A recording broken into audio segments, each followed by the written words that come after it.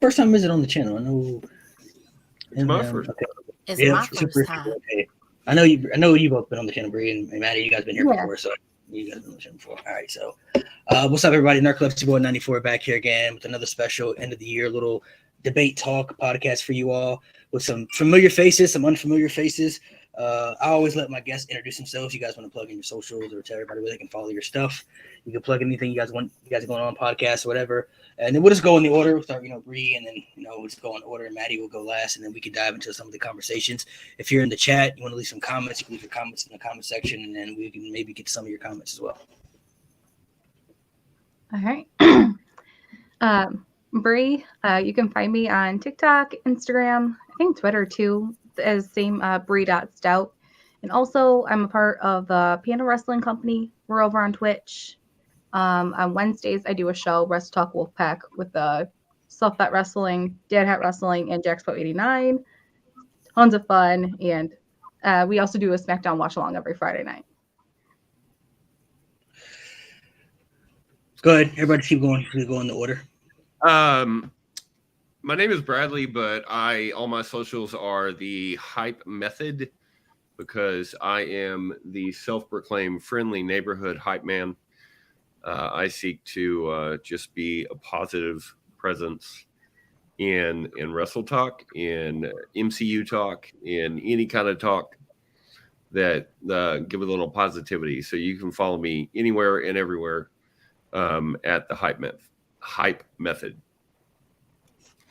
Hi, my name is Cresta Star. You may have seen me over on Fightful on Thursdays. I cover the post-impact show with Joel Pearl. I'm also on TikTok, Twitch, YouTube, anywhere you can type Cresta Star, except for Twitter. You have to type Cresta the Star because the Muscat Miguel. On Saturdays at 4 p.m. I also do Gaming Gone Weird with Jules the Human on Know Your Network and your resident Jabroni. What up? Maddie at IZ Persephone on TikTok and Twitch. I do the Let's Watch SmackDown, Let's Watch Monday Night Raw on TikTok, and then I also do Monday Night Raw and SmackDown debriefs on Twitch. That's my at IZ Persephone. Sweet. I can never figure out how to pronounce that name, IZ Persephone. I know. It's like, don't you guys learn Greek mythology? No, I did not. Okay. If I did, I definitely wasn't paying attention. So I thought about changing my username, but everyone said no. So. Seriously, just learn Greek mythology about playing assassins. Yeah. Come on now. Thor, not Thor. Oh my God, God of War Ragnarok. Come on now, God of War, the one right before it. Come on now, it's free. Yeah. Not free. It's $60, but you know what I mean. I mean, I'm currently playing it. So, I'm playing Ragnarok right now, so I can't really. I still don't understand it though. I couldn't tell you nothing about Greek mythology. I would have never even known that Greek mythology, to be honest. I thought it was just a random name you made up. So how does everybody, we'll start with Brie. How do you feel about wrestling this year, just in general? It doesn't matter what promotion, but just overall, depending on what you watch, everybody watches different type of stuff. So overall, how did you feel about the year in wrestling? It's been a complete whirlwind. I feel like the first half of the year was kind of just blah. Besides like a couple big things like Cody returning, but then like towards summertime, it kind of gradually got better from there. Yeah. What about you, Bradley? What do you think?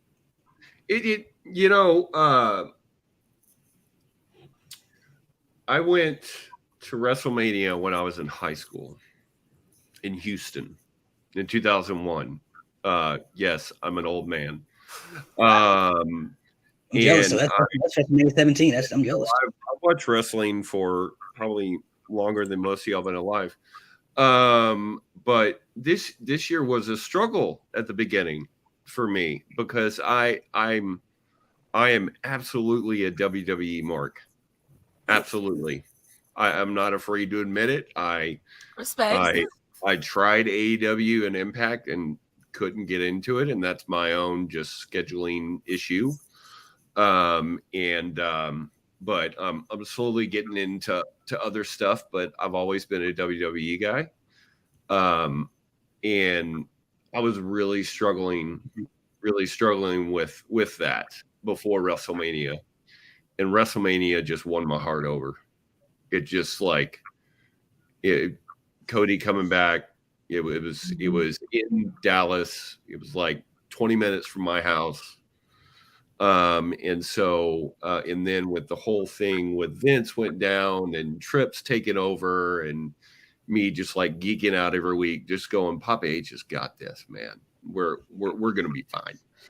But still keeping tabs on what's going on in AEW with, this Saraya and that whole thing going on with Britt Baker right now, which is just gold. So it's, kind of what Bree was saying. It's just been kind of just like, hold on to your butts. This is about to get pretty insane. Go ahead. Next person up. Just go in the order. For me, on a personal level, this has been the greatest year of wrestling of my life. I got hired at Fightful. I have been reinvigorated. I started watching Impact on a consistent basis. And I was someone who was like, I'm not watching it. All I hear are bad things. And people are like, you should just watch it. So when I actually started watching it, great wrestling.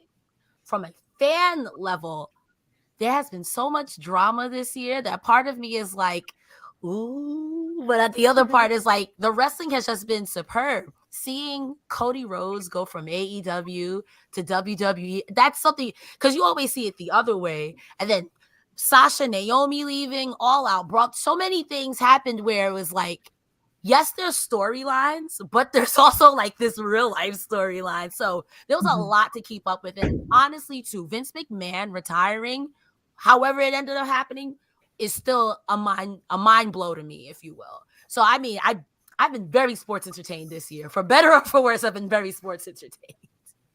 For sure. For sure. I think there was a lot of good and bad this year. I think WWE did a great turnaround with Triple H taking over. This has been a great year for anyone who watches NXT. NXT has just soared. It's so good. Anyone who watched Deadline last night, one of my favorite premium live events of the year. It was fantastic. Can't really say the same for AEW. It's kind of been, at least in my opinion, for me, it's pretty downward slope. I feel like, especially a lot with them, they're mostly caring about ratings nowadays, which is kind of sad. I feel like now that Triple H has taken over, it's WWE is really caring about wrestling, bringing back like Bray Wyatt, Cody Rhodes, Tegan Knox just came back. I was really happy about that. Bringing back Hit Row. LA Knight, I could go on and on, bringing back a lot of wrestlers that should not have been released in the first place. I don't know why. Seeing a lot of, wrestlers get the spotlight that they deserve. Bianca Belair, Mandy Rose, Roxanne Perez. It's just been really fun to see new people get the spotlight. It's been fun to see new people in general. It's been great to see old faces coming back, Bray Wyatt, Cody Rhodes. I think all the companies have done pretty good, but I think WWE has definitely, solidified their spot at the top with all three brands doing really, really well. It's been a lot of fun. We've had some really great moments. Cody Rhodes come back, Bianca Belair win the Raw Women's Championship, great War Games. That was awesome. So I've had a lot of fun watching this year. I feel like AEW started to pick back up for me once MJF came back. When he was gone, it was kind of all that drama was happening with CM Punk and the Bucks. And shit. It's like it was getting a little crazy, like Punk was the champion, then he got injured, and he had the interim title, and then like he got squashed by Moxley, only just to beat Moxley back for the championship, and then he got hurt again, and MJF came. There was so much shit going on. I'm like, what's happening? Yeah. Like, I don't think they knew what they were doing. So like, Messy. it was like a big cluster because CM Punk is obviously valuable, and he's a big draw, and I think Tony Khan was trying to manage, like, okay, how do I get Punk at the top, but also doing it without upsetting so many people, and people were just getting upset, especially after that press conference, which honestly, I really wasn't too mad about the whole thing because a lot of people were saying a lot of shit about him before that, and he kept quiet. He didn't say nothing. Like people were saying stuff about, bringing up just like old shit about the Colt Cabana stuff and just bringing up like old stuff.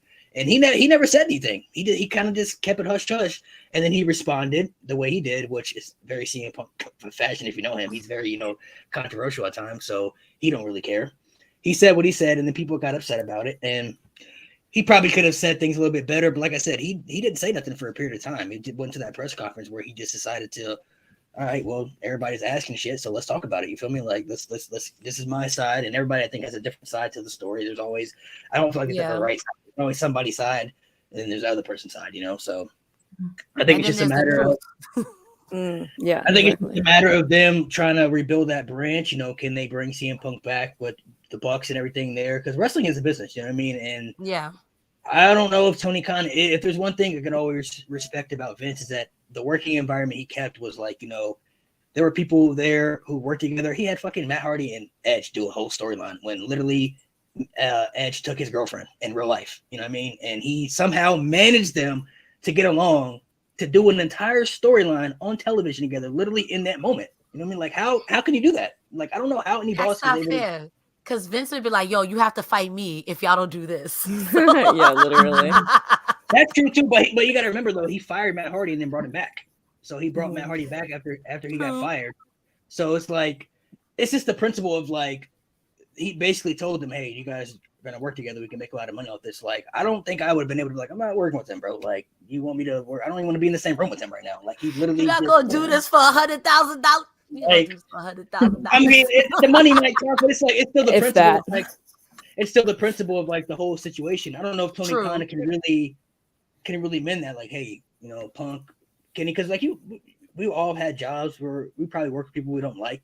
We don't gotta like people we work with, but we still like people I work with that I don't speak to. I don't speak to them. Like, we didn't, you know, you don't gotta talk to everybody you work with. So I don't know if he's gonna be able to merge that where he can get Punk back and, you know, be able to like, listen, y'all ain't gotta be in the same locker room and talk, but we need CM Punk for the company because he's gonna do what he does. So I want to see if he can manage that. But overall, I think the year has been pretty good. There's been a lot of ups and downs. You know, Cody coming back was expected, but also wasn't expected. It was kind of like I'll see it when I believe it type things. You know what I mean? It was kind of For like sure. you heard the rumors, but it was like I don't think anybody ever thought that the first person to go from AEW to WWE would be Cody. You know what I mean? He's like one of the reasons- No. He's one of the reasons AEW. He's one of the reasons AEW even exists. You know what I mean? So it's like he went from being like an executive in a different company, just giving that all up, just to come back to be another superstar in a different company. You know what I mean? So that was very interesting. Bray Wyatt's coming back. Obviously, Vince retiring, and like I said, all the stuff with MJF going on, like the promo he cut on Tony Khan when he, you know, called him a fucking mark and everything. That was like, what the hell was happening?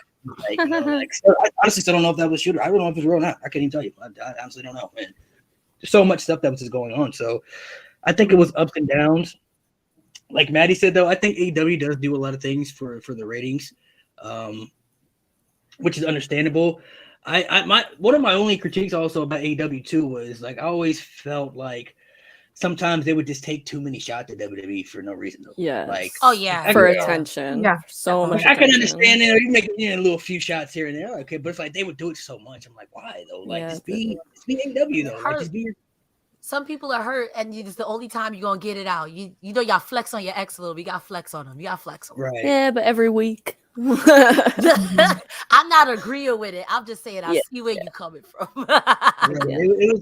It was like I feel like they were just doing it consistently. Where it's just like I don't know if this like they didn't have anything else to come up with, or they just wanted to do it just to make people mad. Maybe that's what it was. You know, they're just gonna do it to get reactions, which you know obviously people are gonna react to stuff like that. But it's like I always thought that was just a little interesting. Like, oh man, just kind of do your own thing. You know, just be your own brand and do your own thing. Because WWE takes shots. They may take shots a little here and there, but they're not like about to sit and create like, all right, how do we get back at AEW today? Like, what are we gonna say? You know what I'm saying? Like, we got to say something. Like, they do their own thing. You know, just be your own brand, do your own thing. And I think going into the next year with MJF as champion, I think AEW is moving up in a higher standard. I also think the women's division is getting better and improving because that was the worst thing about them for a period of time was how they booked the women's division because they had so much talent in the division, but not everybody was getting TV time. Yeah, not everybody was getting TV time.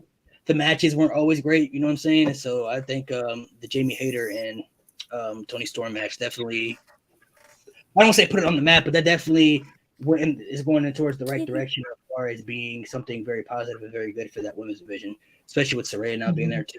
I have high hopes for the women's division going forward. So I just want them to make tag titles for the women's division. That'd be great. Yeah. I don't know why they haven't done that yet. They got so many titles, though. They got so many titles, like so many titles for the men. Yeah, for the men. Women just how many titles they got? They got the TBS title, the TNT title, they got the All Atlantic title, they got Trios title, the world title. Whatever happened to the Trios title? Did that actually end up on someone, or that's on Death Triangle? Yeah, Death Triangle. They're doing that 7 series with the Young Bucks who did nothing to earn titles. They're on like the 4th one. The Young Bucks. I can't The stand Young them. The Young Bucks, they were the champions though, and they kind of they deserve the shot because they never lost the titles. Like they just Yeah, That's fair true. enough. Fair enough. they were stripped of the title because of that whole situation that happened. So I mean, but it's like that's what I'm saying though. Like there are only certain things that make sense. Like, okay, remember when Punk got injured, they wouldn't strip him of the title, but then when the Bucks got suspended for like a couple, they stripped him of the title. It's like this make a champion. They just have one champion. They were doing the whole interim I thing. agree. I'm like, Yeah. like, the whole interim And thing that's the wasn't same working out thing for me. Tony Storm was complaining about too. Like, am I the women's champion and not no interim? Because you took it and made Moxley the men's champion. Why can't you do the same for me? Right. I just feel I'm like glad that's that her reign counted. that's one of the big things. Like, go ahead. The whole thing was so weird though. As a lifelong WWE fan, whenever someone wins the championship and they get hurt, the very next night or Relinquish. the next night, Mhm. that title is being taken off them Finn Balor. Finn Balor, Yeah, very exactly. famously Finn Balor. because If they had you know, if Roman Reigns got hurt tomorrow, they would take the title from him. Like he's hurt. I don't know about that. I don't know about that. If Roman Reigns if he broke his neck and he couldn't wrestle for a year. Okay, no, Oh, that's no. different. But Yeah. like, he- without question, they he was would like take it kind off of him. injured. Even if they I mean, said he was they're gonna, trying to even if take they it said off. he couldn't wrestle until if they said he's gonna be out until like he's not gonna be able to wrestle from now past WrestleMania, they're taking the titles from him. Like he's not gonna be there. Like they gotta have a champion there. You know what I mean? So I just feel like that was one of the weird things too. Like it was kind of like a UFC thing they were doing because UFC has interim champions sometimes. You know what I mean? So it's like they're doing this like they're trying to make this like UFC or something. Like why are they doing like the interim stuff? And I don't think a lot of people were really digging that. I It mean, I just can kind of get- felt like after that whole press conference went down, they were just grasping at straws to do anything. It was like we're just gonna we'll do this. Well, okay, that didn't work. So we'll do this. It just kind of felt like that they were in before MJF came back to AEW. It kind of felt like week by week they were just in panic mode. Yeah. What are we going to do this week? And you know, with WWE, I mean, it's just like if there's not a plan in place, we don't do it. Period. I mean, that's just how it's done. I mean, there was a plan to get one of the belts off Roman at Clash of the Castle, and they didn't think they could make it happen because they were going to try to have Austin Theory cash in, but he can only cash in on one belt.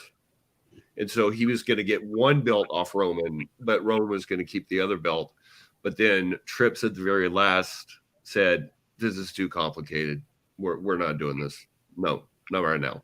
So it was just so weird for me those couple of weeks when AEW, it just kind of felt like it's like, what is happening? Yeah. Kind of feels like, you know, Tony woke up one morning and went, "We're going to do this. He's a terrible booker. I'm sorry. We're just going to do this." And, you know, if he wasn't the boss, nobody would listen to him whatsoever. I mean, he's 150 pounds soaking wet, or at least that's the way he looks. Not someone that is going to scare someone away, you know. I think he just has to be, like I said, he has to have some type of Vince McMahon type in him. Like he has to be very demanding. Like I'm the boss. I have the final say and everything. Whatever I say happens. If nobody don't want to do it, then somebody else will go do it. Like that's always been the mentality for Vince. Like, you know, like, all right, this is what I want. If you don't want to do it, somebody else go do it. So now find somebody else to do it. You know what I mean? Like you have to have boundaries when you're the boss. You know, you have to have you have to put your foot down sometimes when you're the higher up. Now sometimes, you know, certain superstars have higher leverage than other people, and certain superstars get their way, you know, here and there. But at the end, Vince was always the one who had the final say. It was his company. You know what I mean? Tony Khan has to kind of be that structure. Like, all right, we got some little creative freedom here that we may have more in WWE. So, you know, you guys can have flexibility to do your own things, but I got to approve everything that it needs that happens. You know what I mean? Like, you can't just have people go out there and you don't want another WCW where the inmates run the asylum. You know what I mean? Because, you know, like, you know, it was bad when people come to work and people said, like, I didn't know if it was going to be Hogan in charge, if it was Macho Man, if it was Dusty Rhodes, if it was Eric Bischoff. I didn't know who was the boss. You know what I mean? Like, we kind of going on the fly. Like, you don't want stuff like that to happen. You need a certain type of degree when it comes to a boss. Like, I'm the boss. I have to say. Doesn't mean you have to be an asshole all the time, but it's like, this is Mhm. what I want, and this is what needs to happen. You know what I mean? All right, this is what I do, and this is what's gonna happen. So let's see. Let's move into some other questions right here. Favorite superstar in 2023 for the men and women. So who's your favorite superstar going into next year? So your favorite superstar this year leading into the next year. Men and women. It could be AEW, WWE, whatever you prefer. One of each or just one? One of each, both. Okay. Favorite superstar going into the year. We'll start with Maddie. We'll go from the bottom. Oh no, don't start with me. I have to think. I feel like you're gonna say Bianca for the women. Oh yeah, 100%. She is my entire world. I love her. As for the men,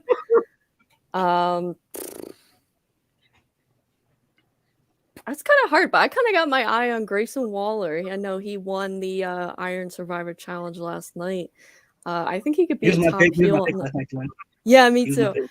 Hilarious fashion. He would be such a good heel on the main roster. So when he goes up Mhm. there, I think that's going to be fun. I would say Randy, because I love some good RK Bro. Hey. Riddle, I absolutely adore him. But I guess I would say Riddle. But I got my eye on Grayson Waller. I love him. I'm excited for him. I think there's big things coming for him. So I would say Bianca and Grayson Waller. Oh, nice. Go ahead, Chris. What about you? I am going to say I have a lot of favorites. I love a lot of people, but who I'm most excited to see where they're going to go in 2023 for women is Jade Cargill. Seeing from where she started to where she's at now with the baddies, I'm excited to see if they're going to turn her face. When is she going to face some real adversity? I'm so excited for that. And for the men, I'm going to say Joe Hendry because it is that gimmick. That gimmick is so good. I don't care if he's a bad wrestler or a good wrestler or a phenomenal wrestler. That gimmick, it got me, gal. His gimmick is so good. And an honorable mention to LA Knight because saying, yeah, I say that in my real life to people. If you're like, what? You're not listening? Yeah. So I got to give it to LA Knight for the honorable mention. What about you, bro? Who about your favorites right now? I don't know. There's just so much going on. I mean, so much going on. Kind of what somebody mentioned earlier is that there's so much talent. Where there was the Sasha Banks and the Becky Lynch before, now there's the Roxanne Perez and the Cora Jade, and there's like talent in levels here that I didn't see Mandy Rose coming this year in the way that she did. I mean, she's killing it. She's absolutely killing it. And NXT is, in some ways, it's not a development brand anymore. It's a third brand, and some weeks, I mean, they're trouncing SmackDown in what they're doing over there. But it's I got to go with Mandy Rose as my favorite female, and as much as I hate the Bloodline. I do. I absolutely hate the Bloodline. I just me too. I love they are them. killing it. I'm definitely on the opposite.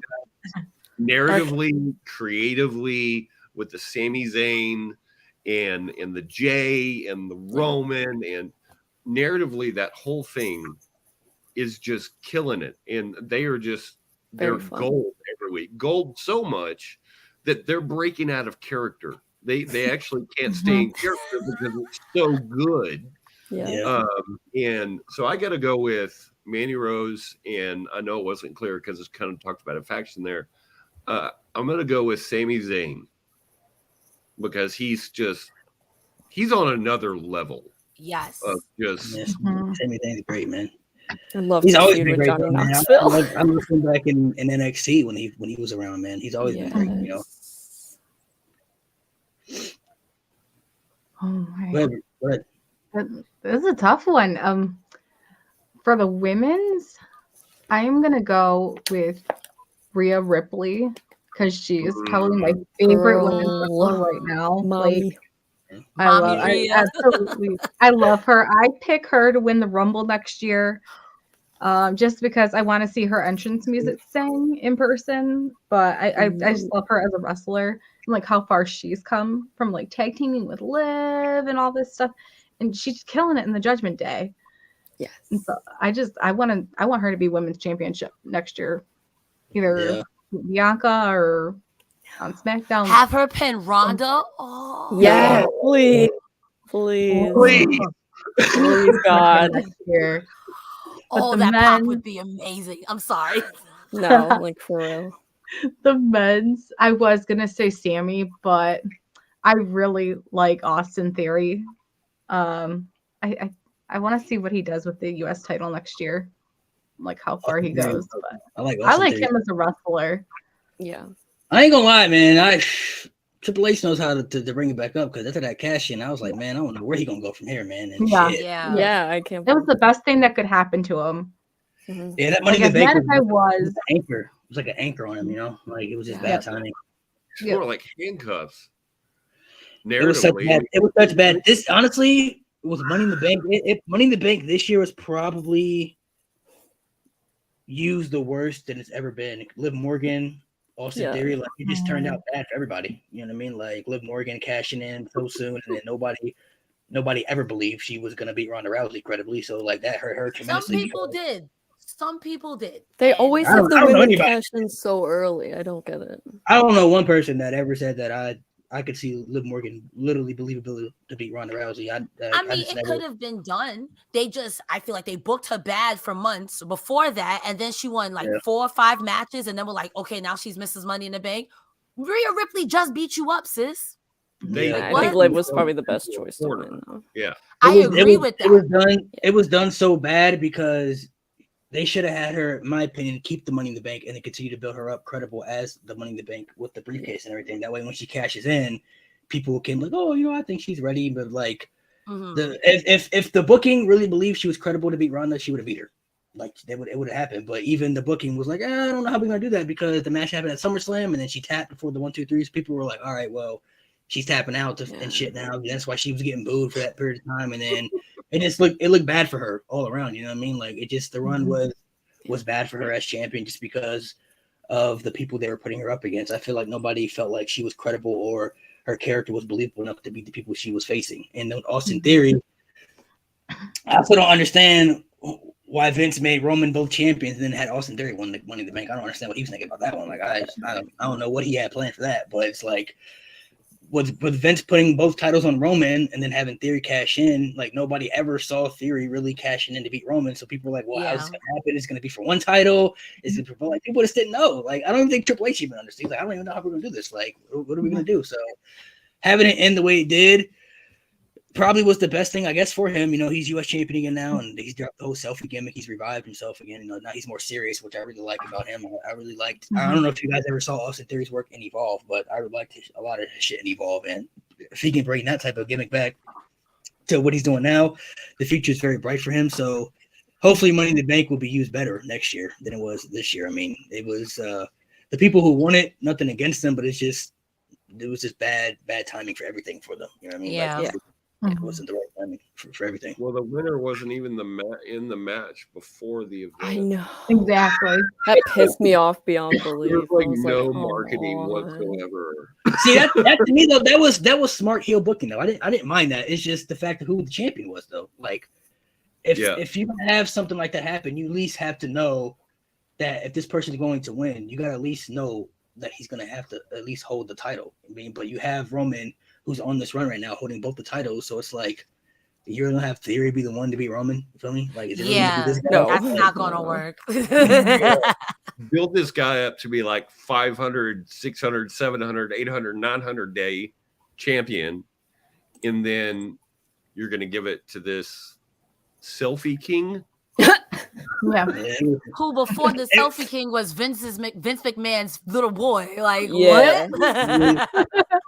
It was not looking good all around for the Money in the Bank. So I felt bad for people who had won it in the situations they were in because it was not their fault. You know what I mean? Like they're just, they're there trying to go along and, Liv did what she could, but I don't think people were ever going to buy her against Ronda or even, just whoever, like, especially when somebody like that, like even if she faced Charlotte or she faced, I don't think people were just going to buy her beating those type of people. You know what I mean? Because a lot of people just don't think or see her on that level yet. You know what I mean? So I think she should have had the briefcase and try to build her up to see if she can get those type of reactions, to see if people feel that she's on that level and to see if it works. Same with Theory, you know what I mean? But it turned out, hopefully, it turned out bad for both of them. But, you know, maybe next year the Money in the Bank will be used differently. I think they're talking about bringing it back to WrestleMania too. So Yeah. maybe next year it'll be used differently. But for me, my favorite superstars for the men and women, for the women, Sasha Banks would have been the answer, but she's not there right now. So she's gone. So definitely Bailey would have to be the number one for me for sure. It was always Sasha and Bailey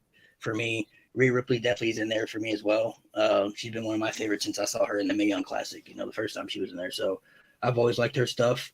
But I would definitely say Bailey. I've always been a huge Bailey fan ever since back to NXT till now. She's always been one of my favorites. I would say Bailey. For the men, obviously it's Roman Reigns for me. Like anything. Yeah. Roman Reigns honestly is cracked like my top 3 favorites of all time at this point. Like he's literally, I like him that much. Like everything he's done. So improved. Everything he's done, and I've always, to be fair, I've always liked Roman. He was my favorite in the Shield. I liked him after the Shield, but ever since he came back as the whole Tribal Chief stuff, he's on a different level for me. Like the way I look at him, the way I look at him is just like I don't look at him like I look at any other superstar. Like he's up here and everybody else is just fighting for second place. That's how I look at it at this point. Like he's just on a different level for me. So those two would be my favorites. I do rock with Bianca too. I'm not gonna say she's I'm obsessed with her or anything, but you know she's cool. I like Bianca. Sami Zayn, he's doing great stuff. I really hope that whenever the whole bloodline thing ends, that he gets a proper babyface push that he never got when he was supposed to come up to the main roster the first time. Should have gotten that then, you know. So hopefully he can get that type of push in there. And there are other people I like too. You know, I'm really big on Gunther. I like Gunther a lot. He's one of my favorites on the main roster right now. Cody Rhodes, Braun Breaker are 2 of my favorites as well on the roster right now as well. So there are a lot of people that I'm really digging, but those would be my 2 clear-cut favorites as far as like my personal favorites. What about you? What about Superstar and Male of the Year? Superstar and Male and Female of the Year for you in 2022? Who do you think was the quote-unquote MVP, we'll say? And it could be whatever you prefer, whatever you watch, any promotion, whether it's WWE, AEW, whatever you think is, you know, who the best was throughout that time frame. We'll start with Brie. What about you? All right. Superstar, definitely Sami Zayn for the men's. Yeah, definitely. I for a while I wanted him to be the one that dethroned Roman for at least one of the belts. I mean that could happen next year. I wouldn't mind it, but I think his growth as a character this year has been the best out of anybody. Yeah. But I think Superstar female, I gotta go with Saraya because she's the first women's wrestler I got into, and I cried when she came back. So I gotta go with Saraya for the female. All right. What about you, Bradley? I didn't see that coming with Saraya, but I'm feeling that because of how she got injured with Sasha and all that and that whole big thing. Mm-hmm. So with the men, yeah, I got to go with Roman. The same guy that literally was made fun of for not cutting a promo right by John Cena, literally in the ring. He was making fun of him about how he's not able to cut a promo and blah, blah, blah. And now he's just owning that squared circle, absolutely owning it, believably. And not a huge fan of Roman Reigns, but definitely feeling that he is my favorite from the Shield of the 3. Still love me some Seth Rollins and John Moxley or whatever his name was. But again, there's so much talent right now that are just doing things on a very high level. The whole Bray Wyatt thing was it was orchestrated to perfection.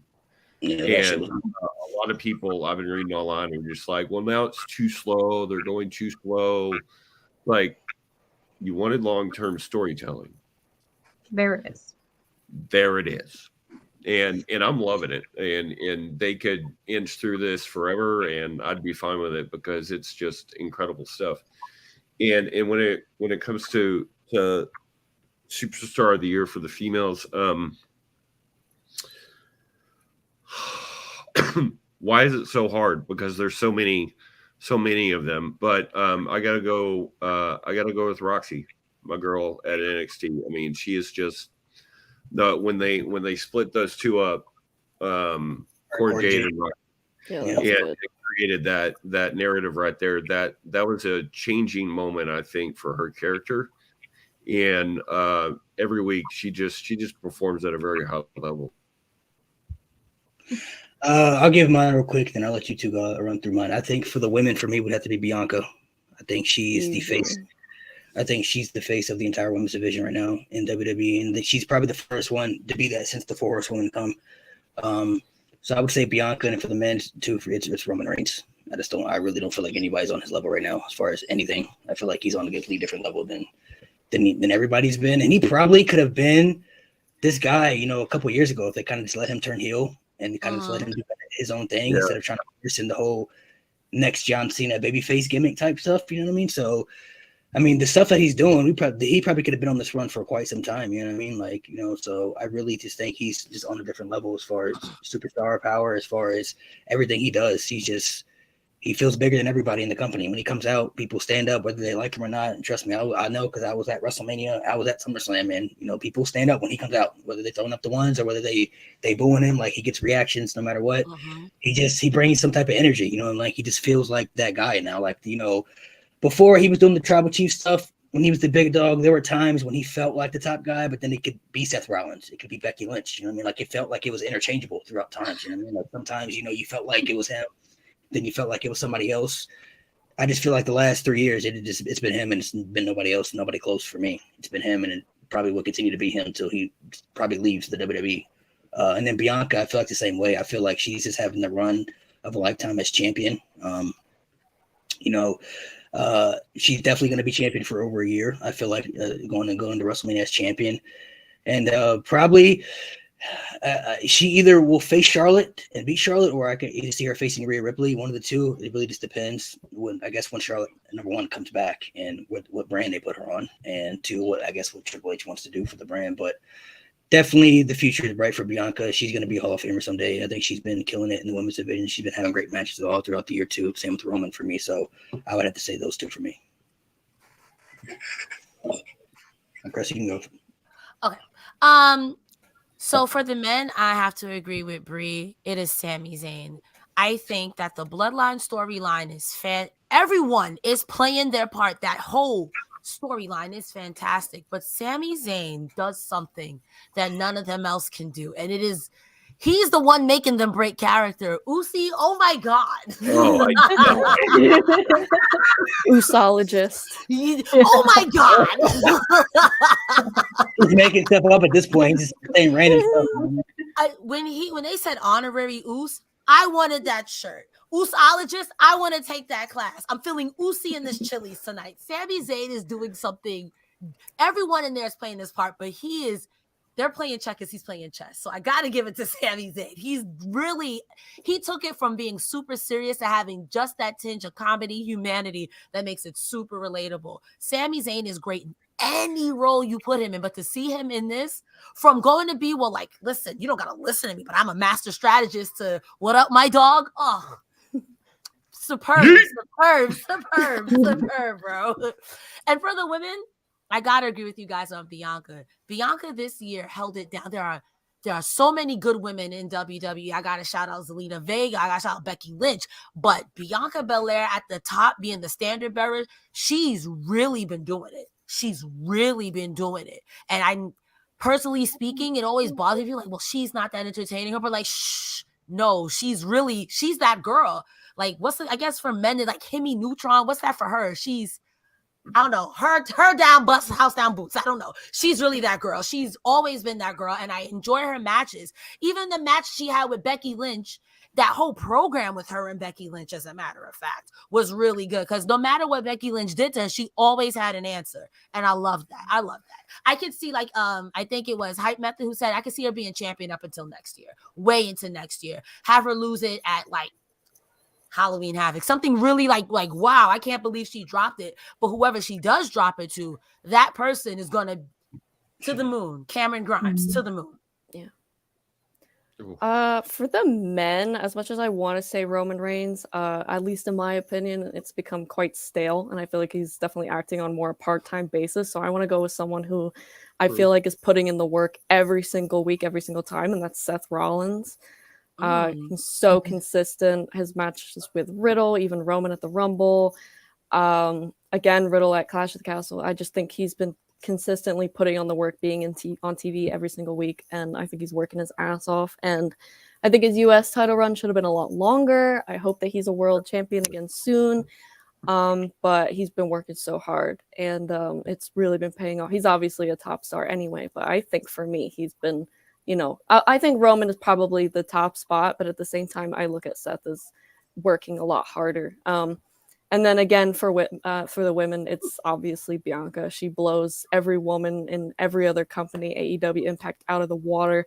I don't see anybody else. She's like the female John Cena, right? I don't see anyone else on her level right now. She has had the best matches out of any woman this year.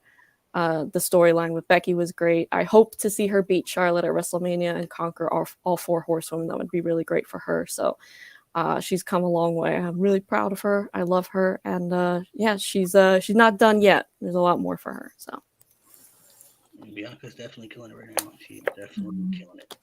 What about match of the year for you guys? What stands out for you as far as match of the year? For me, I did mine the other day, but match of the year for me was Gunther and Sheamus at Clash at the Castle. That shit was on a different level for me. That's my number one for me. I mean, I already predicted that was going to be match of the night for that show, but the match the way it was, that's one of the best matches of the year, the entire year for me in wrestling. Like that match was top tier. That's one of the best matches by far, and I think the best match of the year for me as far as being in 2022. Magic come back and rewatch that match at least 12 times already. I've seen every rewatch that match 12 times. It was that good. Ree, what about you? I gotta go for the men's Gunther and Sheamus too, because I went to the SmackDown. Well, they taped the 2 SmackDowns before that, so I got to see them confronting each other, just standing there in the ring, looking at each other, and then just see that match. It was I called it the Battle of the Chops. It was just that was brutal. It was crazy. So good. The women's, I can't think of one. You don't have to name men's and women's. It could just be one. One's fine. Yeah, there's been so many good matches later on, but I just can't think of one off the top of my head right now. What about you, Brad? What about you? For me, it's Cody and Seth. When with the torn pec, I mean that was that was insane. That was an emotional experience for me, because it wasn't just it was a visual thing of what's going on. And of course, all kinds of people on Twitter were just like, oh, it's all makeup. It's that is not makeup. No. There is no way that's makeup. I'm gonna say if that was makeup, then they need to hire that person in Hollywood for everybody. Yeah. For sure. But it was just and as the news reports came out and everyone was trying to tell Cody, just you got to back out. You can't do this match. And then him just having the cognizance of thought to say, my fans paid to see me wrestle. I'm going to wrestle. They paid to see me wrestle. I still can't believe I still can't believe he wrestled. Yeah. Because it was so painful to watch. But it was I remember watching it in the moment, just going, this is incredible. And anybody that says wrestling's fake, I want to punch them in the throat right now, because it's painful to watch. And it's definitely Cody and Seth for me. Chris, what about you? What do you got? I had to look this up while he was talking, because so many good matches, like you guys said, towards the later part of the year.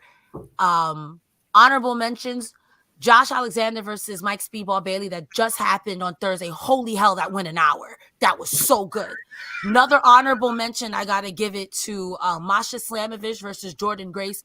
That was gnarly. Yeah. But now that I'm thinking about it, FTR versus the Briscoes won at the first Ring of Honor this year. That was my real first introduction to the Briscoes. And holy shit, now that I'm thinking about that, oh, no swearing, sorry.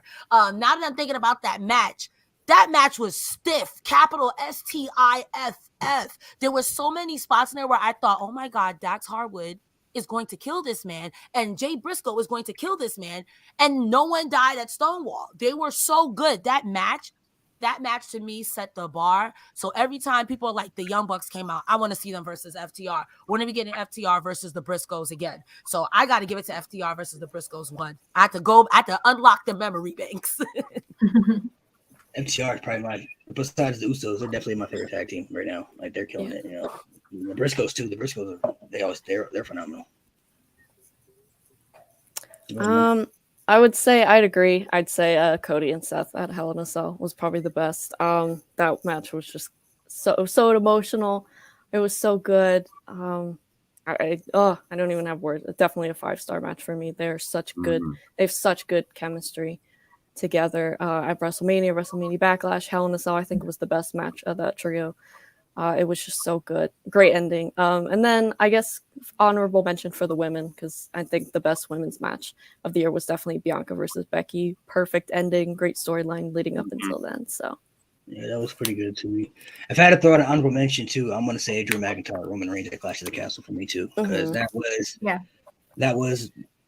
the first time in a long time where I thought Roman probably could lose in this match. You know what I mean? Like, it had me on edge, especially towards the end. You know what I mean? Like you could really felt that Roman Reigns possibly could get beat. You know what I mean? So it was nervous. It was back and forth. It was a great match. I really would put that one up there for me as well. Everybody else was nervous. I was getting excited. It was like, oh, it could really happen. I was more like, I feel like with that match, like I feel like people in their hearts knew Roman was gonna win, but like you just still didn't know. You know what I mean? Like Roman's winning this match, but you were like, is he though? Like I don't really know, man. Like it's like, the way it was like booked, you could really doubt the moment. You're like, wait, is this wait. Like when you watch a movie that you've watched like a million times, but somehow you know how the movie's gonna end, but there's still that pivotal moment in the movie where you're like, maybe they won't. No, they will. Yeah, that was very like, that. For a second, you believe maybe it doesn't end this way. Yeah, and maybe Scar doesn't kill. Maybe Scar doesn't kill Mufasa. You know what I'm saying? But that's change the heart. That's his brother. I mean, technically, Drew did win. It was just Solo that pulled him out. So technically, Drew won. I'd like to think. Drew ain't the champion right now. It's unfortunate. He ain't the champion. It is Roman Reigns. That honestly was crazy though, because I really didn't know how it was gonna end. I didn't know how it was gonna end because I knew that if Roman won, somebody would help him win.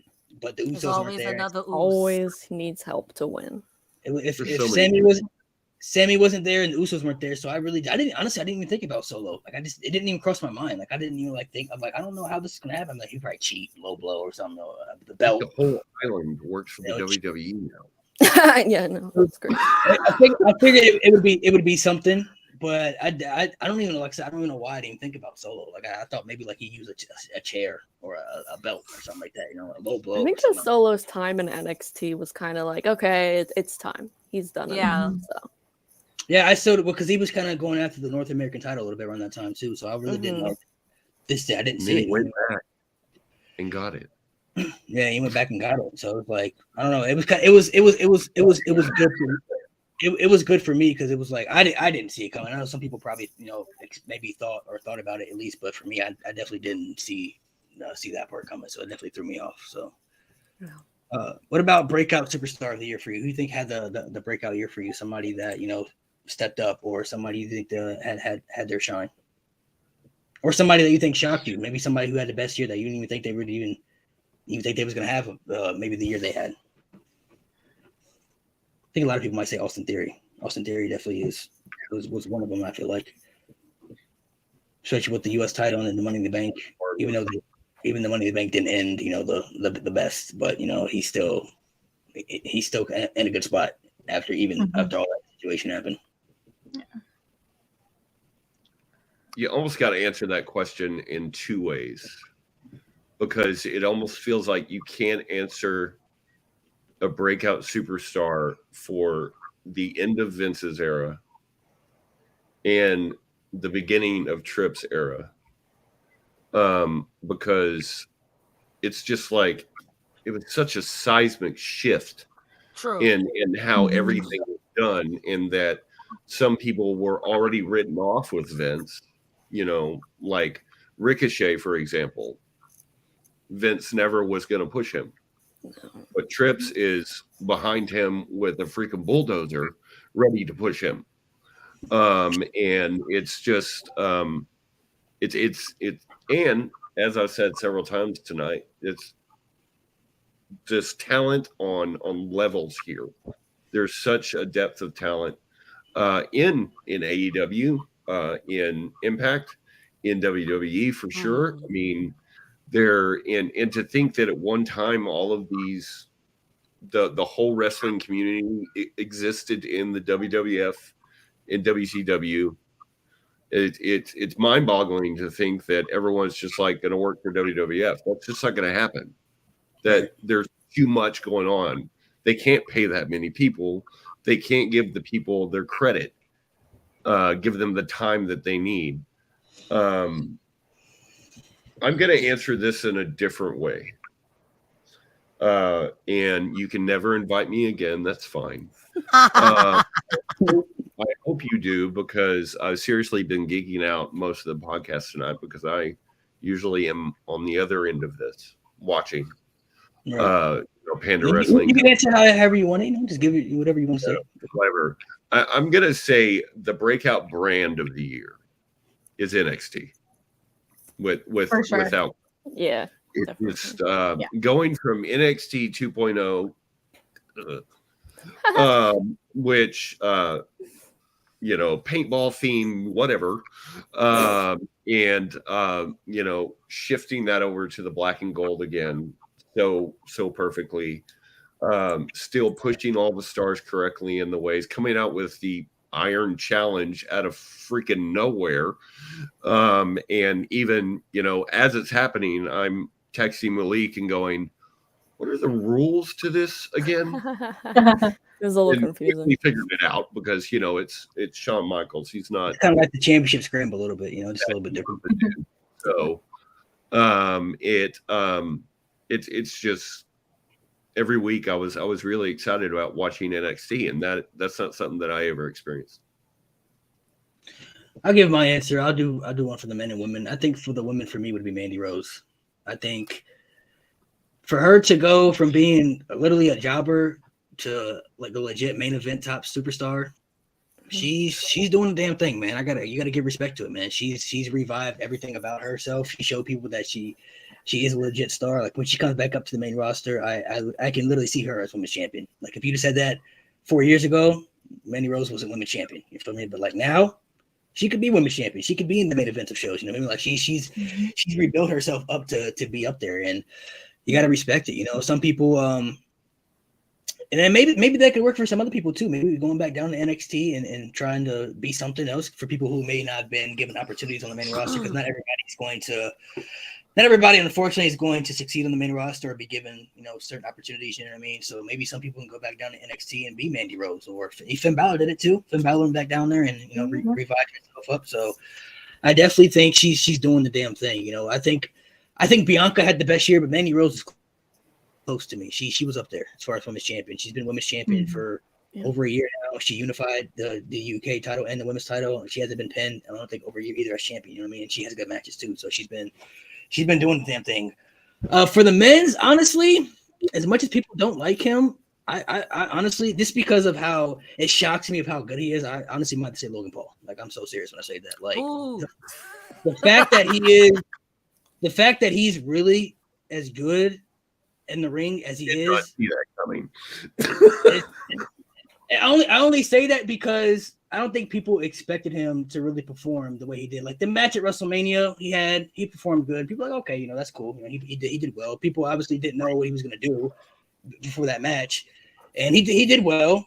The match at SummerSlam, he did even better, and people were like, oh, what I'm saying? Like he's doing pretty good. But then the match against Roman, that I think blew a lot of people away, especially me, because like we all knew that Roman was going to win. I was more curious of how, like, okay, what's this chemistry going to be like in the ring, though? Like, what are they really going to do in the ring together? Because you know who's going to win, but like, this is his third match, and he's literally facing the guy who's the face of the company right now. So, like, what is he like? Is he really going to be able to perform with all that pressure and everything? And he exceeded everything of my expectations. Like, I already knew he was good, but like after that match, I'm like, bro, this like, I'm honestly kind of jealous. Like, I'm not him right now. Like, I wish I could perform like that in the ring. Like, I wish I could do the shit he's doing. Like, the way he performs and the way he's may continue to perform in the future, like I want to see him have more matches. I want to see Logan Paul versus Seth Rollins. I want to see Logan Paul versus Cody Rhodes or him versus Ricochet or whoever. You know what I'm saying? Like at this point, I look at him as another superstar that I feel like I know now he can put on good matches. So there's a lot of people I would love to see him match up with on the roster. You know what I mean? So just for the sheer fact that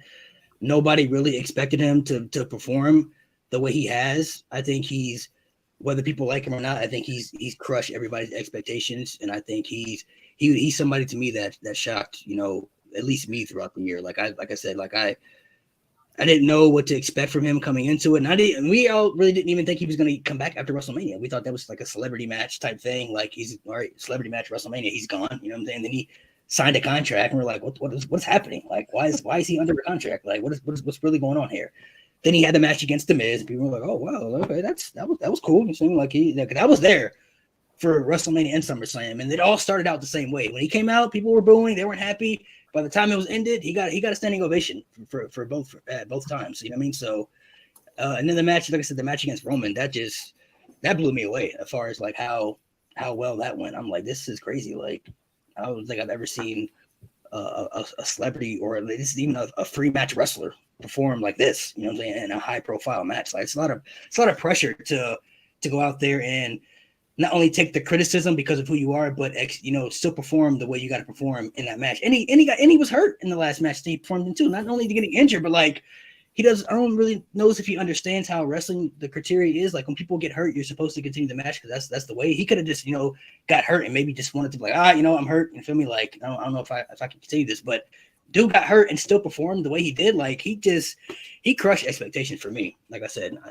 I know a lot of people out there don't like him, and that's cool. But it's like the way he's performed, I got to give respect where respect is due. Like I don't think I ever would have expected this guy to come in and be the way he's been so far. So I would give those would be my two answers. Grace, I'm gonna jump in and I'm sorry. No, go ahead. You go. It's your turn. Go ahead. I'm gonna jump in and go ahead and say that I have to give it to Mandy Rose. I'm not a fan, but she's doing the damn thing in NXT. And like you say, got to give credit where credit is due. To be a champ over a year from where you were with Fire and Desire before, from winning nothing, sis. That's a come up. That's a come up. I can't be mad at that. And in that same vein, I gotta give for the men Dominic Mysterio. Yeah, you can't be mad at that. You went from people like, that's my dad, no one believed in you, to getting choked out by Rhea Ripley, to everyone's like, oh yeah, BDSM Dom, to now being booed, but living in it like Eddie Guerrero. You are literally your father's child, Dominic Guerrero. Like I gotta give credit where credit is. And his in-ring isn't that bad. People are giving him shit because he's not gonna be Rey Mysterio. He's only been wrestling a year. And for a year, I'm not mad at it. I'm also going to give you the breakout tag team champions, and I got to give it to the Acclaimed. Because I feel like the Acclaimed started off real corny at the beginning of the year, but the scissor me daddy ass, oh my God. Oh my God. So much. It's so over. It got them the tag team champions over FTR. Stop playing with me. That's genius. Like you said, sometimes you don't got to be the best wrestler, but if it makes sense and it's funny and I'm entertained, I'm going to want to see it. It gets over, you know what I'm saying? Like I said, in the beginning of the year, the Acclaim were just another tag team. You know what I'm saying? Exactly. In the beginning corny raps, and now Scissor Me Daddy Ass is probably their best shirt merch. Like, are you kidding me? Like, and didn't they get suspended in the beginning of the year too? Like, didn't they get suspended for a period? I think Max Caster got suspended for saying a rap that wasn't funny. And Yeah, Tony Khan it had was to a- be like, nah, we got to see what you're going to rap about every week. Nah. Yeah. So they went from being like just another tag team to getting suspended, like to really becoming the hottest tag team in AEW. Like they had a Mhm. come up for sure. They definitely had a big come up because, like I said, in the beginning of the year, nobody was really talking about the Acclaim like that. Like they weren't being talked about. People were talking about the Lucha Bros and the Young Bucks and Yup. the Jurassic Express. Everybody was talking about Mhm. everybody else. And then at the end of the year, they the talk of the town, man. So I gotta respect it too. They definitely made the come up for sure. I'm sorry, that name. Who Scissor me came up daddy with that ass. name? Ah. It's just like, I don't even when- know if they even came up. I think somebody might have said it in the ring one day, and they just kind of. It is a combination of yes, Austin and Tim Gunn being Mr. Ass's kids. So they were calling the ass boys that was daddy ass, and they would say scissor me. So when it was time to do the scissor, come on, Billy Gunn, scissor me, daddy ass. I think it kind of just happens. Sometimes things just happen in the ring where like Sami Zayn saying to Uzi, like Yeah. he probably just said Yeah. that, like just to say it, like it just sometimes it just gets over. You know what I mean? So if it gets over and it works, then Why you're doing not? something right. Run it into the ground. Go ahead, Maddie. It's your turn. I would agree and say Mandy Rose to go from a jobber and just like if I feel like a proud parent watching her sometimes. She's so good.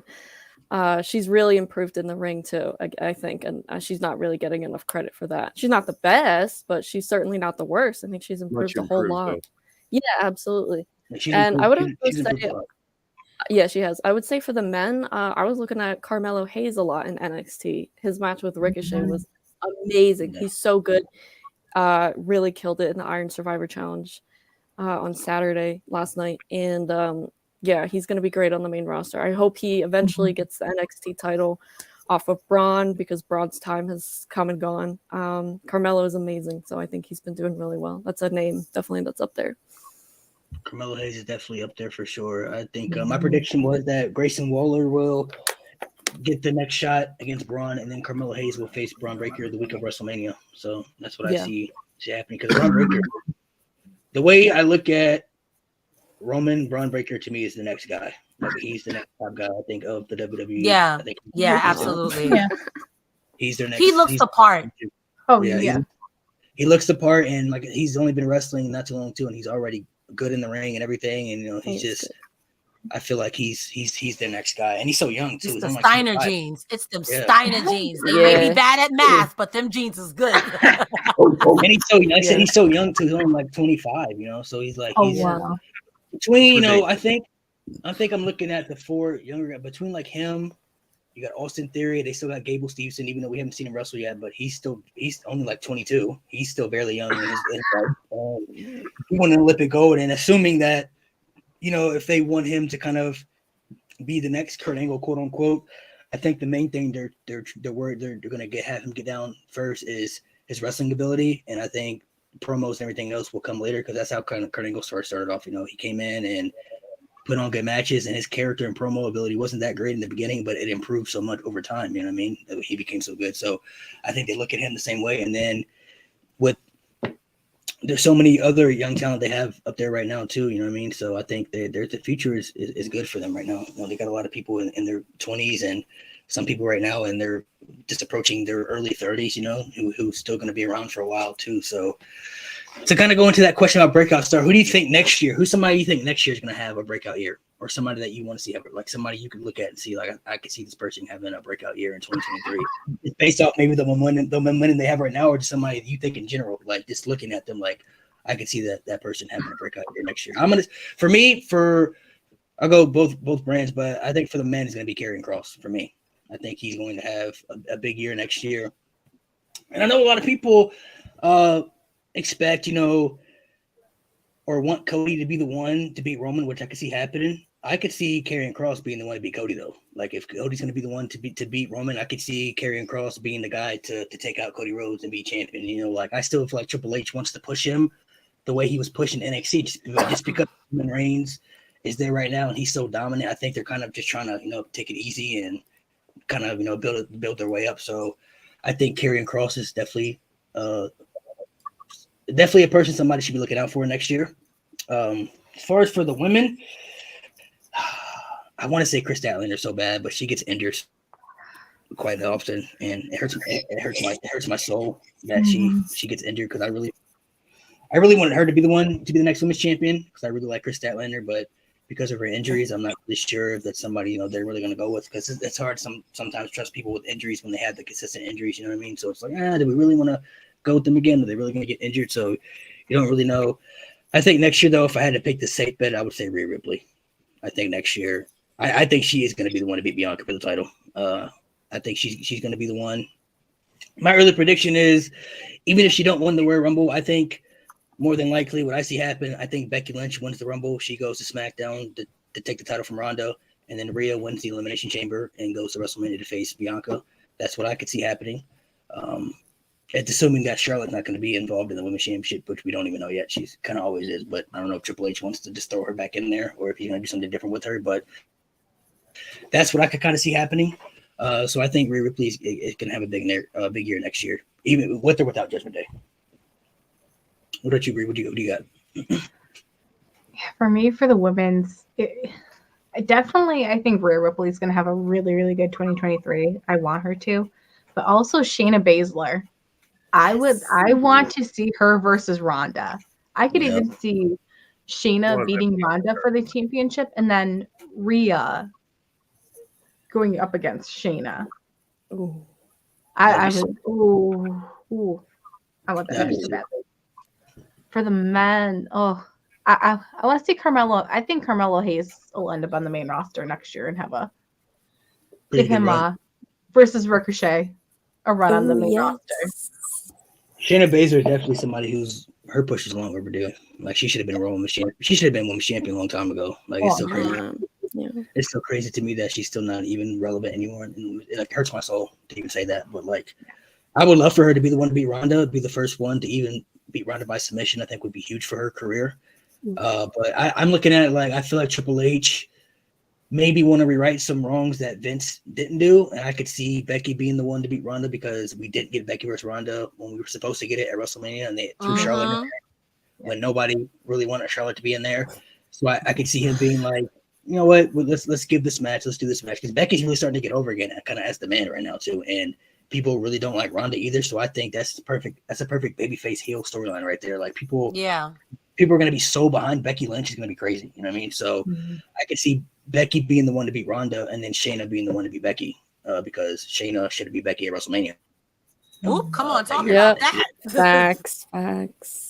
It all kind of culminates in the story. You know, like you get everything that everybody wants. Shayna can roll with Ronda for right now, and she could do her thing, and then Becky could win the title from Ronda, and then Shayna could take the title from Becky, and then it works out, I think, in everybody's favor because there's some wrongs that I think Triple H is looking at. Like we probably, we're gonna fix that. You know, saying something some things we gotta fix and repackage. So, but I mean, I would definitely not be against Shayna versus Ronda. I mean, that would be huge as long as Shayna Baszler wins. I mean, she'd have to win, but if it would definitely be a big thing right there. And Carmelo Hayes definitely is up there for me as well. I think he's gonna have a great year. I don't think he leaves NXT without at least winning the NXT title at least just once though. Like I think he has to get that title just at least one run, as the champion, whether he beats Braun Breaker or not. I think he at least got to get one run as the champion, and then he could come up and do his thing as well. So I like those picks. What about you, Bradley? What do you got? I'm feeling the mellow. I mean, I really am. But one of the things that I've been thinking about for several weeks, actually pretty much the whole year, was how well things are going on NXT. That I feel like that eventually the main roster discussion is going to die. And they're no longer going to talk about bringing people up to the main roster from NXT anymore. Because the NXT is going to be viewed as the main roster because they're doing things on such a high level now that it's not even going to be viewed in that light. I wouldn't be surprised if you start seeing NXT on the road. I mean, to be honest, historically they've been at the Performance Center, every week, but I would not be surprised if it starts being viewed and creatively seen as just another Raw or SmackDown. Because I don't see them taking Mandy off NXT anytime soon. I don't see them taking a lot of people off NXT anytime soon because they're doing things on such a high level, and with everything going on with NXT Europe and whatever that is, and moving forward. But I definitely see Mello is gonna branch out big in the new year. I don't know why the women are always harder for me to pick, because there's such a great talent there. I saw this in the comments. Becky is always going to go over, always. I'm kind of surprised that they're allowed to call her the man now because of the whole lawsuit with Ric Flair and all that, because he claimed that he trademarked the term the man. And so they stopped calling her that for a while. But I think the biggest mistake that they made this year, WWE, because I'm not educated enough to talk about AEW or Impact. So, Cresta, I would like to sit at your learning It's tree. all good. I love you. So, I could learn and absorb the greatness that is AEW and Impact and whatever. Was how long Rhea didn't wrestle. I always thought that was a mistake. And that she was in the Judgment Day and she was being a bad bitch, like weekly. She was doing that on a high level, but she wasn't wrestling. They were putting them most of the Judgment Day in a match, but Rhea would just accompany them. And I've always thought Rhea was probably, if not the best, one of the best wrestlers that came in that women's evolution. And so I sincerely hope and do see that she's going to have a breakout year because she's due one. But I also kind of think there's got to be a break off of the Judgment Day at some point too. Because I'm glad Trips came along when he did, because the Judgment Day was awful before they narratively kind of corrected that. They were just losing everything. And then they, kind of course corrected that. But I don't know how long I see the Judgment Day going. And I don't know if she can have a breakout year and still be in the same place that she's in narratively, because there's just too much going on there. I think that they're gonna, I'm afraid that if she stays there, she's gonna get booked into a corner like they did with Liv Morgan, where they made us not believe in her because of the way they booked her. And on the matches they put her in, she was not going to be a good champion because they made us believe by the narrative, by the creative, that she wasn't a good champion. And so I worry about that for Rhea. I think she deserves to have the title. And I love the idea of Rhea and Shayna. I mean, seriously, that has like Gunther and Sheamus vibes. For sure. What about you, Chris? What do you? All right, I'm going to try to do this real quick because I thought of too many things while you guys were talking. So I have 3 for the women, AEW, WWE, Impact, same for the men. The women, I want it to be Rhea Ripley too. She's been putting in the work this year. She's over organically. Rhea Ripley. For AEW, oh my God, I lost that one. So we're coming back to her. Impact is going to be Masha Slamovich. She has been wrestling her ass off in Japan and in Impact, and she's a beast. For AEW, Jamie Hayter. I would love to see where she goes as champion. I want to see Jamie Hayter versus Saraya. I want to see that. I want to see that. I want to see these women kill each other, not literally, but figuratively. For the men for next year, I know he's not really a breakout star, but I want to see Sammy get his just due next year. I need to see Sammy get his just due next year.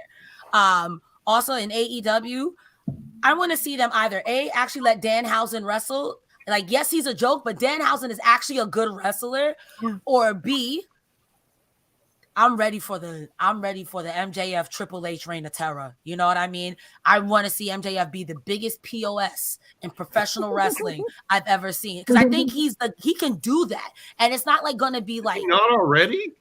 like Yeah, he- literally. he is, but like there are people who've done worse, like storyline wise. Like I think like JBL, Triple H when they were champions were terror, were the worst, and I think MJF could completely surpass that. And for Impact, I would like to see very much so where Mike Speedball Bailey goes next year. So those are my 6. Thank you so much. I'm so sorry that took forever. See, this is exactly what I'm talking about, though, about sitting at the learning tree of Cresta. Some of those names, I don't even know who they are.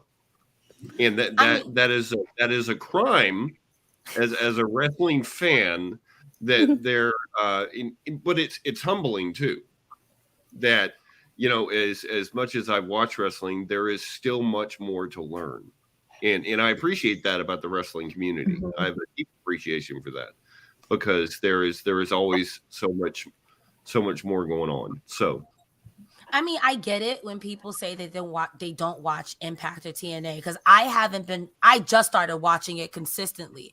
But from what I've heard from other people, they have been quote unquote jobbed so many times by storylines, Hulk Hogan, a Vince Russo, somebody coming in and out and taking something that's really good, the really great wrestling, and then just ruining it and then leaving. Or their top champion does really, really well, and then AEW takes them, or WWE takes them, or NXT takes them. So I get it. But yes, like I just found out Zelina Vega wasn't Impact today.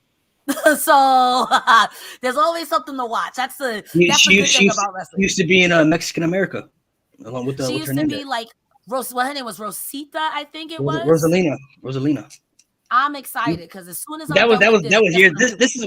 This is when I watched TNA. I stopped watching TNA like the Hulk Hogan when they messed everything up for TNA for me. Like once AJ Styles dipped and went to New Japan, I was out of TNA. But from like growing up, I was a TNA like WWE guy. Like I went to TNA shows, I went to WWE shows. Like I was consistently watching both week by week from like 2006 like 2013. Like that's my peak of TNA. Like I stopped watching. I know familiar with some people. Like I like Moose, big fan of Moose. Yeah, I like. There's a lot of people in the Impact who I'm familiar with. I just don't keep up with it as much because it did it changed for me when they brought in Hulk Hogan. They took away the 6-sided ring, made it 4, and they changed so much about it. It's like, oh man, like you changing Impact everything. now just needs a TV deal, and they'll be all right. They need a TV deal.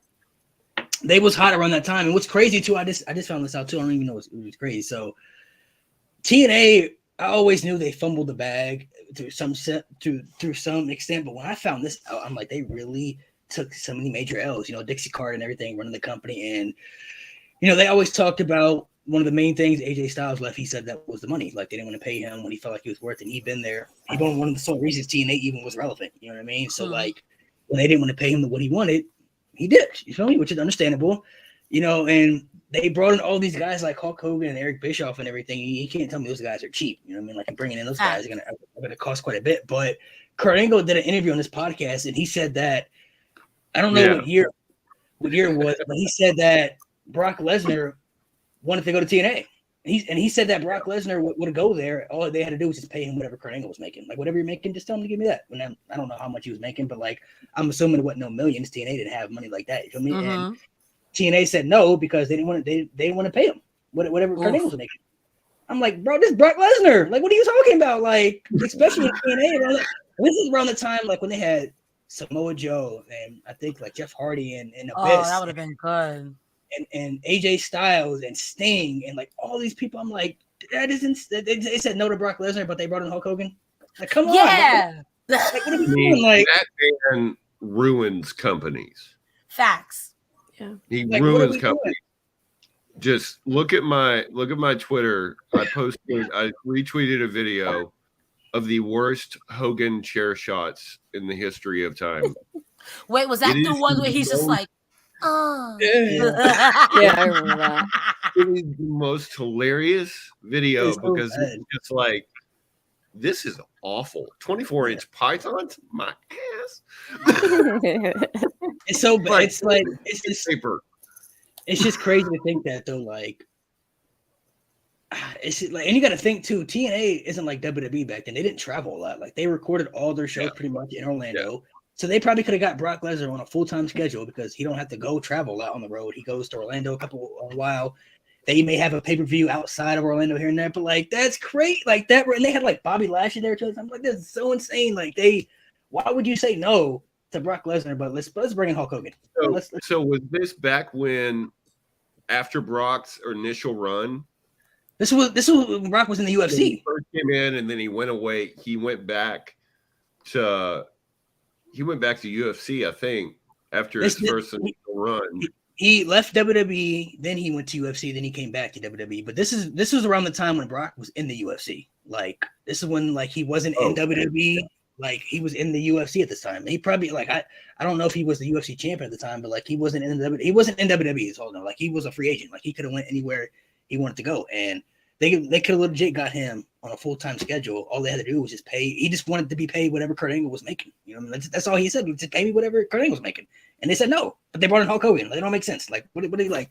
You did the opposite of what you're supposed to do. Like, let's bring in Brock Lesnar, not Hulk Hogan, because Brock Lesnar is going to wrestle and he's going to bring. Like, can you imagine how many people could have tuned in or like just to see what Brock would have did in TNA? You know what I mean? Like, it's crazy to look about things that they did, especially with that structured roster they had around that time. You had James Storm and Bobby Roode and Kurt Angle, AJ Styles, you had Sting, you had Jeff Hardy, Bobby Lashley probably was there around the time, Booker T, like they had so many people there. Like that, it's just crazy to me that they just really like just casually said no, we don't want that. It's just that's like, you knew TNA was in a bad place around that time because you've heard stories about stuff, but like when I heard that story, I was like, oh my gosh, like that's really like not okay. Like that's so bad for business in so many ways, you know what I mean? So it's like I haven't kept up with Impact, like I said, in some years. It's been a while, but I definitely am familiar with some people. There are some people there that I like,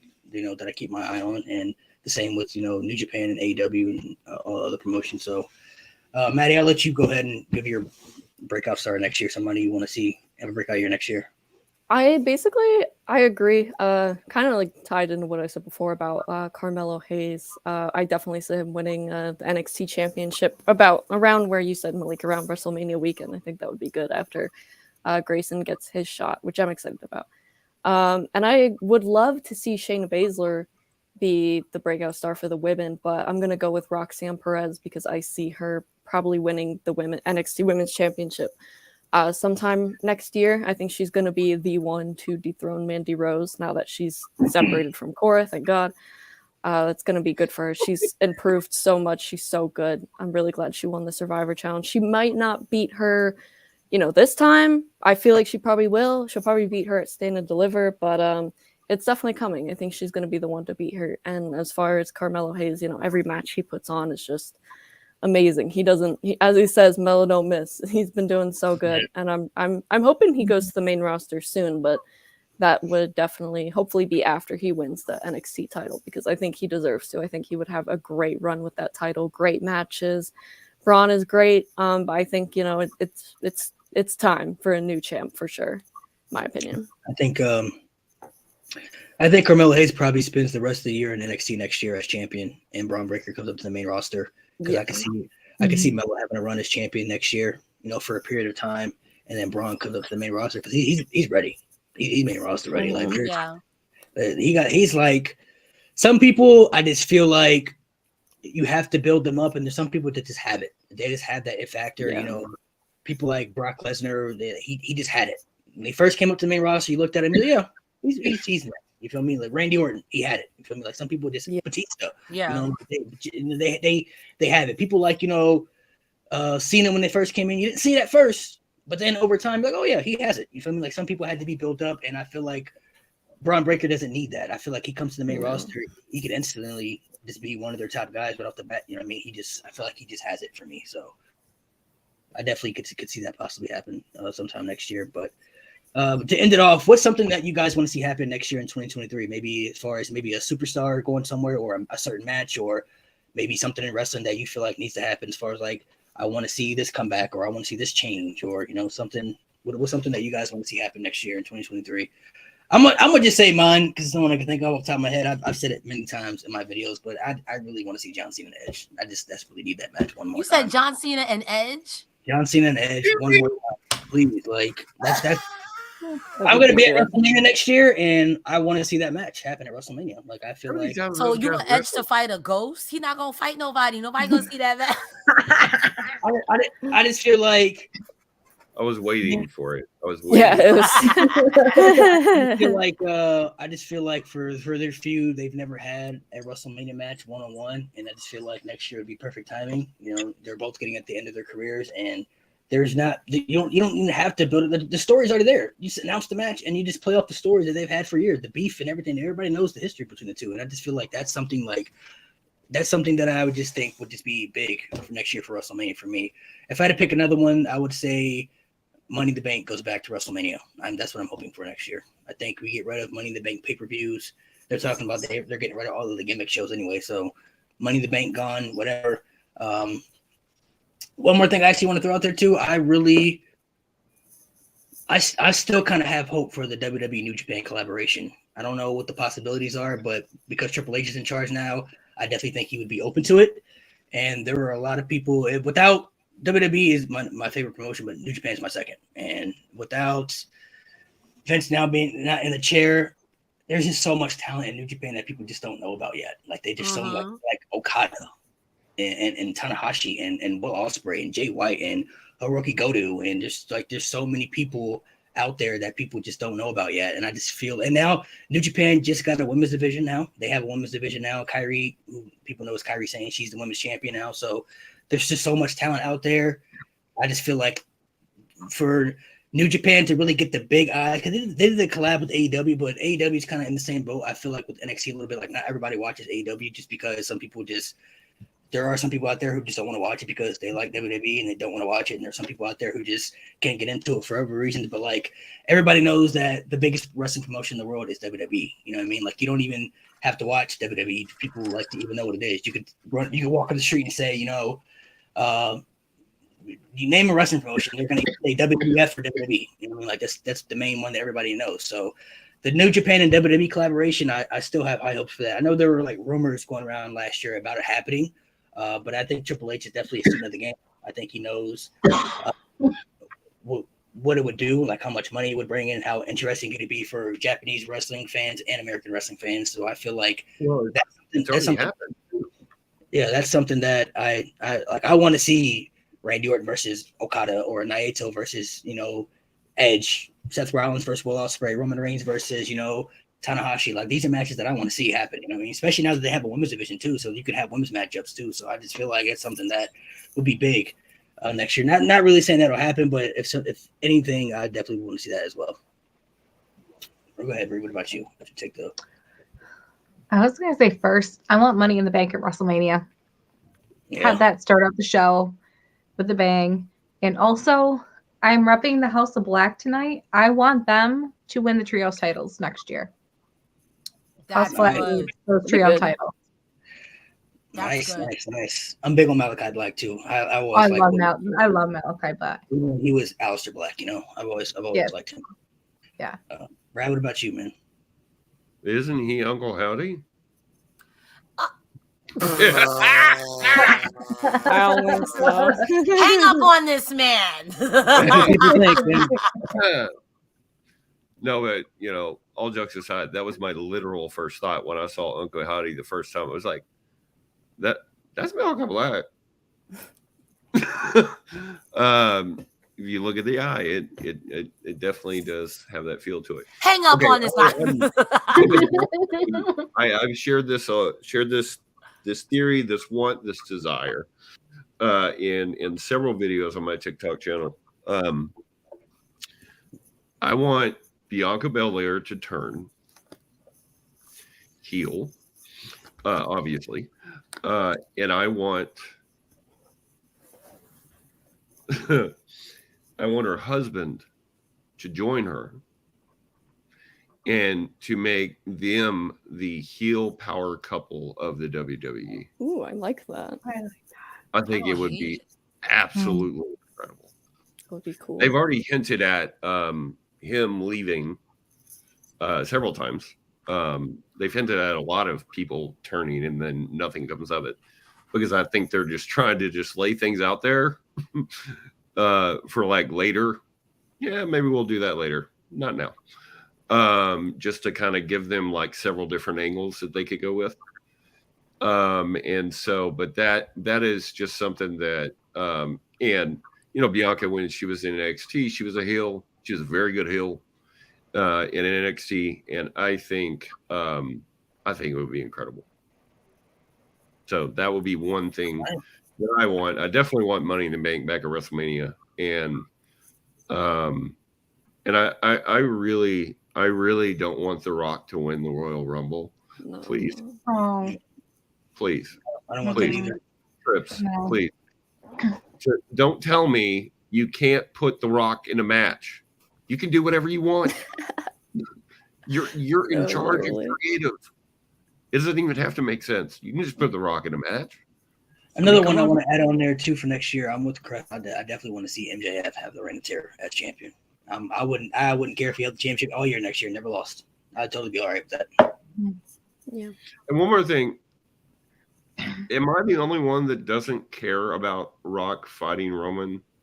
I don't care. I don't either. care. No. I just I I don't care care. this much, but I feel like in the grand scheme of things, it doesn't matter for anything. I would No. much Have this rather- match so someone could take a title off of him. That's all. Yeah. Have Yeah. this match. I would much rather Roman and Seth, Roman and Cody.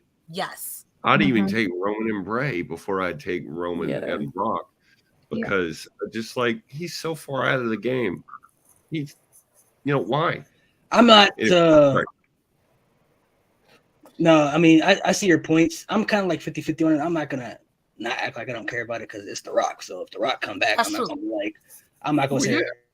and be like, well, I don't care for The Rock. The Rock. So, I mean, I'm not opposed to it happening, but I know, like, in the moment, like, I'll be there in person. So, like, I know, like, when they're both in the ring, I'm gonna fucking lose my mind. You know what I mean? Like, it's Roman Reigns Oh, and for The Rock sure. happening. Yeah.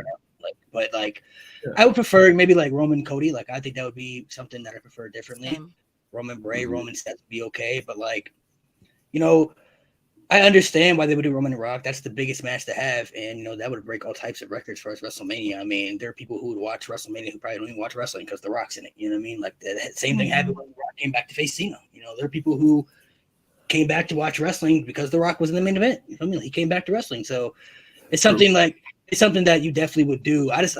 Like you said, I don't want The Rock to win the Rumble, so I just don't know how they would do it. That's the thing. Like Roman has both titles. Whoever wins the Rumble goes to WrestleMania. So like, how would you do it without Rock winning the Rumble? That's the most interesting thing that I find. Like I'm more interested in seeing how they do. I think the only way you can do it is that you don't make it about the title at all. Yeah. Yeah. It's just like someone just said in the comments, and I agree with. It's just a head of the table match. We're fighting Yeah. for who is the head of the table. I think if it's I not think going to be that's that, all. if it's not going to be that, I've seen rumors that people said that he'll be wrestling both nights, so maybe that's the way to do it too. I mean, maybe they do one night Roman faces Cody for the WWE title, and then that's the way you get up the WWE title off of Roman, or the next night they do Roman versus Rock. There's got to be a way. You feel me? Like it has to be something at this point. So I'm curious to see what they do. So that's the main thing for me. Like I said, I wouldn't be opposed to it. I'm like 50-50 about it. You know what I'm saying? Like if The Rock came back to face Roman, I wouldn't hate it. You know what I'm saying? But if it doesn't happen, True. I'm not gonna be upset about it either. So I would even go ahead and flip that one more time. If you go ahead and have Cody and Roman, you have Roman wrestle both nights. You have Roman wrestle The Rock night one. So when he wins over The Rock, you could lose to whoever you wrestle night two. Be like, well, The Rock took me past my limit. So it protects both. It protects Roman as this super strong character until they have him ready so he can take some time off or tumble down the card, if you will. Yeah. But like that's one way to do it, where you keep him protected and you keep The Rock protected. I haven't wrestled in a while. It was literally just Black Adam. What do you want from me? Jumanji. Awful. Yeah. I wasn't laughing at you, Cresta, when you started talking. I wasn't laughing at you. Someone put in the comments, have Rikishi do it for The Rock. Bro, there's always another Oos. There is always another Oos. the Usos, and so they got another cousin. They got Jacob Fatu out there in MLW. You feel me? So they got another cousin out there too. There's a lot of them out there. There's a lot of Yeah. a lot of the Always Usos. another Oos. It's the whole island at this point. That's where I made a video about that. That's what I want to see happen. I want to see Jacob Fatu come and replace Sammy in the Bloodline. That's what I want to see. You know, feel me? But No they would more have to get him Bloodline. out of the MLW contract, which I don't know. I don't know. Maddie's like, if I have to hear Like- one more bloodline. No, I'm Yeah. so tired. I'm getting so bored of the Bloodline camp. Chris, what about you? Just to double check, because I think we got so sidetracked. The question was, what's a wrestling moment you What's want to something you want to see happen happen? next year? Something you want to see happen next year? Okay, first and foremost, I gotta put myself over. I want to work in a professional wrestling promotion. I want to do color commentary somewhere. That's the best thing that can happen. So, call your girl. Besides that, I don't know how this has to happen, who needs to fist fight for this to happen, but I want to see Sasha Banks versus Jade Cargill versus Bianca Belair. I don't know who I have to fight for that to happen, but I want to see that. I want to see that. I need to see that. I I don't want know to if Jade is on their level yet. I mean, I just fair. lost my mind. it doesn't have to happen right now, but it can happen towards the end of next year. Because I agree with that. Jade has come a long way, but I think Sasha Banks in particular will stretch Jade like some string cheese. But I want to see all three of those women fight. In a steel cage, so there's no shenanigans. Maybe throw Athena in there as well, because she's been wrestling stiff. But I want to see them fight. I want to see them fight. That'd be pretty sick. Jay's never lost either. She on a roll right now. He needs to lose. I thought Jade was going to lose to Athena. I thought Yeah, Athena me coming too. in really should have been the girl to take it off of her. Them investing in Jade, I'm okay with that. But at some point, you're going to keep investing in Jade. She's going to need a measuring stick, and she needs to go after the world title after that. And you better make damn sure she's ready, because I like Britt Baker, but I don't want to see her job to Britt Baker. I don't want to see that. No. Like, I don't want to see that at all. No. Tony Khan. I made a joke about this. Jade Cargill is the female Roman Reigns of AEW. She's untouchable right now. She's not losing. Bury that, except without Usis. No She's not very Usis. Usyk. Nobody's beating her right now. She'll probably be undefeated for a while, and I think she needs to level up to the women's title. Like it's time for her to level. The TBS title is cool, but like she needs that women's title too, or solidify. I could honestly see him even unifying the titles, and she could be the double champ. Like I think he really. Nah, they need two titles. They There's need a lot of two. people, and they need a tag team title too. There's a lot of women. So we're gonna start a campaign for Cresta, for her to replace Booker T on NXT post, I'd be cool with that. because I think that would be amazing. Even though I think Booker T's counterpart is not really helping him either. Yeah, So it's kind of. I'll get on board with that because My dream co-host used to be JR, but I love JR. Let that man retire. Let him. He's tired. He's tired. the go. Now it is Taz. Because Taz, when he said on commentary like 2 weeks ago, he was like, listen, you ask me questions and I just try my best. Because I just try my best, man. I don't know what's going on. I just try my best. Oh, shucky ducky. Quack quack, man. What about you, Maddie? What about you? I would love. I know you say AEW has too many titles, but not for the women, which I think is Agreed. really unfair. So I would like to see women tag titles for AEW. I'd like to see Bianca beat Charlotte at WrestleMania to beat all four horsewomen. That would be really cool. I'd love to see Chris Statler there come back and win the TBS title, which I think she probably should have been the one to win it in the first place. Up for debate, whatever. And kind of random, I'd love to see Darby Allin win a title again. Love him. Shout out to him. So Is he gonna live to that point? Oh my God. Darby should have been world champ by now. I mean, Sorry. seriously, he's like 100 pounds soaking wet, and he's falling 50 feet every week. He's He he should have been world champ by now, honestly. He's a daredevil for sure. Yeah, I don't disagree with you. I'm just afraid that Love he's not Darby. going to survive. I know. I worry for him sometimes. I do too. Like, geez, you don't gotta do this, my guy. We like you. You don't gotta do this. Oh, be careful, Darby. He's definitely a daredevil for sure. Some of his stunts, I'm like, woof, man. The coffin drop on the apron and stuff. I'm like, man, You're gonna be feeling that 10 years from now, man. You better Oh chill out, my man. god. Talk to Matt Hardy. He was doing what you were doing, and now look at him. Not even Matt. Look at Jeff. I mean, go. I mean, Jeff's That's true. all Look at Jeff. beat up. Yeah. Jeff all beat up and everything, man. Like he took a lot of bumps throughout that time. You feel me? It's cool now because you're kind of young and everything. You maybe be able to do it for a while, but man, them bumps are pretty wild, man. You definitely want to chill out some of those bumps for sure because it definitely can make the fans go ooh and ah. But the way your body gonna feel afterwards, 10 plus years from now, is it worth it? I don't know. It was like the first thing Logan Paul said after WrestleMania was just that this shit hurts. It hurts. Yeah. And they're doing this all the time. I mean, I was told this was fake. Come on now. Definitely got to relax on that. You definitely got to relax on that. I think it's a variety of things for some people who could have good years next year, though, because there's a lot of people I think on the come up. And it'll be interesting to see what happens next year. You know what I'm saying? As far as Roman's run as champion and Bianca's run as champion and MJF's run as champion, there's a lot of varieties of things that you could see happening next year. As far as there's probably going to be even more debuts and switches. Probably going to be people coming from AEW to WWE and WWE to AEW, and there's going to be a lot of switches and everything. So maybe some more people come back that Triple H brings back or AEW brings in. There's going to be a lot of stuff going on next year too, and maybe a lot of different changes as far as WWE, as far as pay-per-views and everything too, as far as getting rid of the gimmick pay-per-views and doing other stuff too. So I think 2023 is going to be a really good year. I think it really starts for me with the Royal Rumble. Like this year's Rumble was not good. So next year's has to really be something to start off, because next year will be the first full year Triple H is in charge. So I got to see, WrestleMania time is when people really pay attention a lot to WWE, even if they don't watch full time. True. People pay attention to WWE around that time because it starts to pick up. You know what I mean? So from the Royal Rumble to WrestleMania, I think that's really going to define as far as the direction WWE is going to go in for a lot of the years. Like as far as Roman being the champ, the Usos being the champ, who he wants, maybe somebody he sees up next in the top spot. As far as it's going to be a lot of varieties. I think we see happen because we really don't.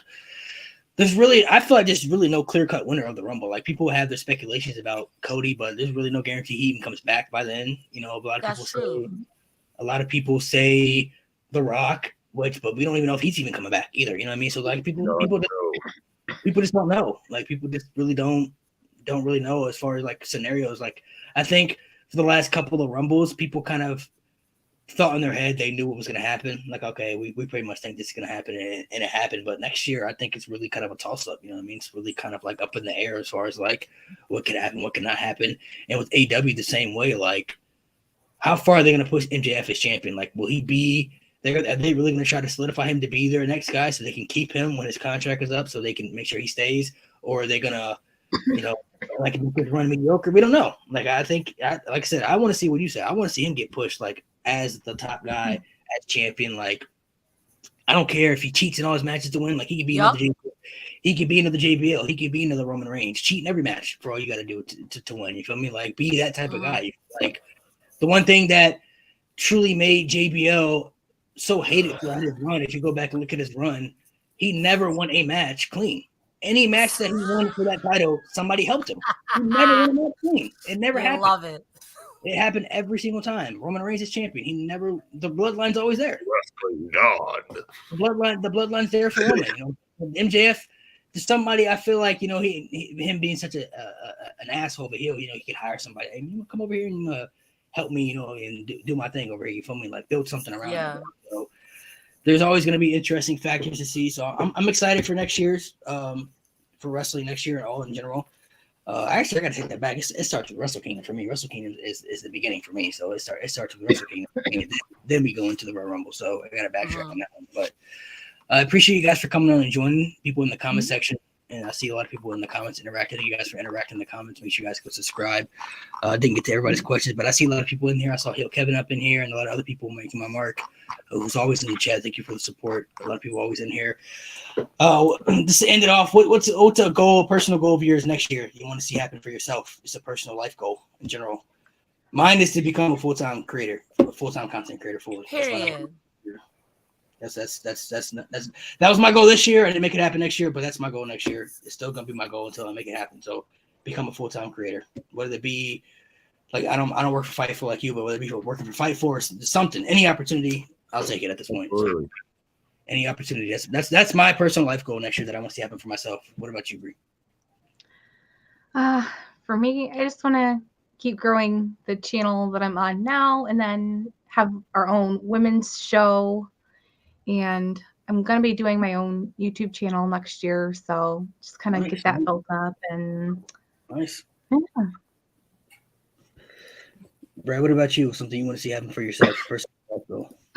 I'm gonna sound repetitive, but really just want to get more into the Wrestle Talk community and podcast community, talking wrestling each week, and it's really something that growing up, I didn't have anybody to talk to about it because everyone was just like, "That's lame, don't watch that." And so we all been there. Yeah. Creative part of my life that I really, really enjoy it and really respect all of you and all your podcasting and all your wrestle community videos. And a lot of the reason that I started, posting videos was because some of the people in this podcast tonight. So, that is a big goal of mine to get my own channel, be a part of podcasts, do that on a, bigger basis, stream a lot more. I've got all the equipment. I just got to take the dive. I'm also going to be repetitive. Like I said, I would love to work for a professional wrestling company, but I feel like if I'm being realistic, that's maybe another 2 years away. I'm still a little piece of clay being molded. An obtainable goal is, I don't know if she'll see this or he will see this, I would love to train and work under Pollo Del Mar on how to be like learning commentary or valet manager.